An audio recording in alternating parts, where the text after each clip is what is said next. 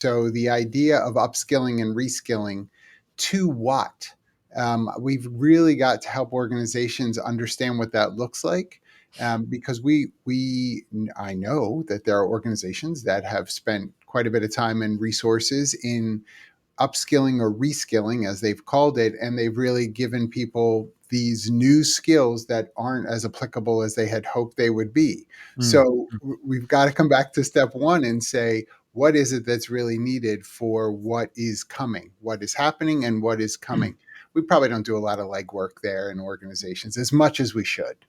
Yeah, I think that's a stunning point. I think that's a massive part of this understanding. What are these skills of the future? Right. What is it? And if we don't know the actual skills, what are the foundation skills that people can build on? I suppose, and I think part of this as well is unrealistic expectations. We want someone who has all of these skills, and it's like, well, that doesn't exist, or there are very few people who do that. So yeah, I think it's this kind of rigid thinking, and yeah, it's an interesting time, but yeah, complaining about it isn't isn't going to No, fix it, is it? no.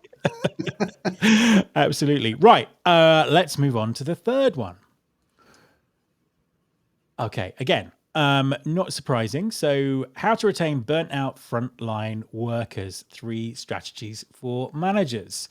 So this is a survey. I won't share all the stats of the survey, but basically, it was made. I think it was specifically Gen Z frontline employees, and it was about dissatisfaction with employee experience, negative interactions with fellow workers and managers, and kind of worsening mental health as part of that.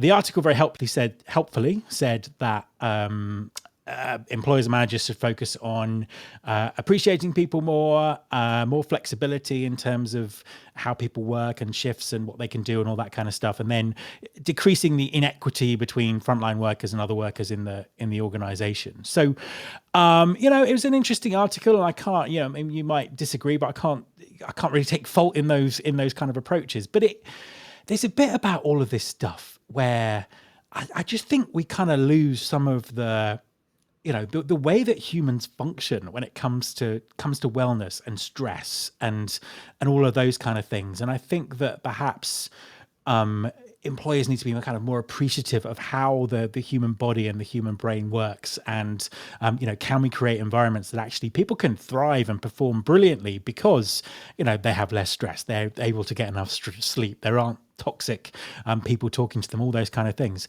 Am I painting a picture of utopia there, or is that reasonable? What do you think?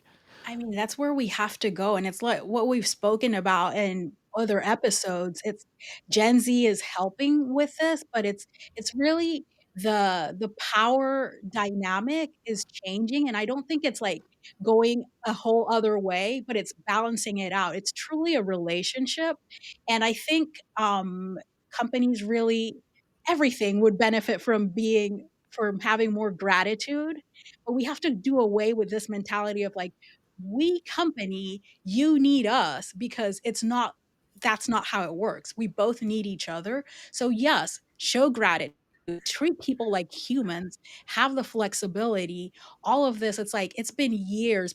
There's so much evidence of how this helps you and your bottom line. Why are we still having this conversation?